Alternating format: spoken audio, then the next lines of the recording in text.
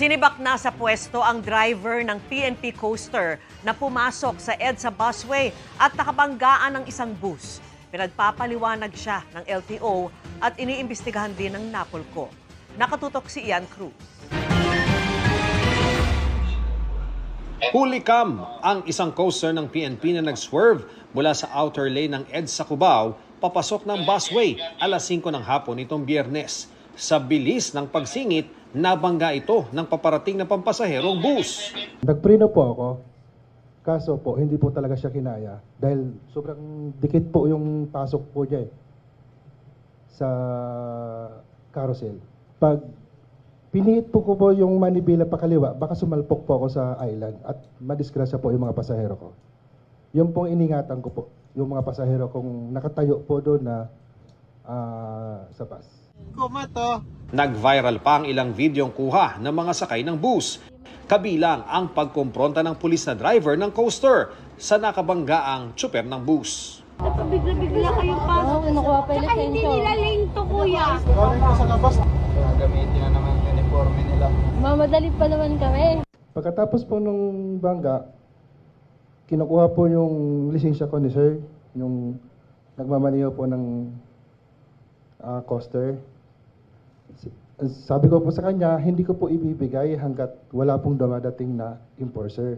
Naglabas na ang Land Transportation Office ng show cause order para pagpaliwanagin ng driver ng PNP Coaster dahil sa umano'y reckless driving at disobeying traffic signs sa paggamit ng EDSA Carousel Bus Lane. Ipinasusuko na rin ang kanyang lisensya at sasailalim sa 70 araw na suspensyon. Ayon sa PNP Logistics Support Service, inalis na sa pwesto ang driver na pulis at ang bisor nito. Gayunman, sabi ng support service, ipinagpaalam nila sa Transportation Department ang paggamit ng coaster sa busway. Hiwalay na issue ang banggaan at pagtatalo dahil dito. Kung ang sinabi na lang po sana ng driver natin na pulis at kinausap niya yung driver ng bus, partner, may aksidente tayo. Hindi naman natin maiwasan to. Pasensya na. Tatawag lang po ako ng proper policeman, which is the traffic sector of the QCPD, to investigate the traffic accident. Kusa sana. Kanya lang, instinct ng uniforme namin, may authority, yun. Lisensya, yun ang problema. Tiniyak ng National Police Commission o NAPOLCOM na hindi palalagpasin ang nangyari. Nakusa nitong inimbestigahan. Isang malaking kahihiyan itong ginawa nitong sarhentong ito. Totoo lang. Wala namang may gusto magkaroon ng aksidente.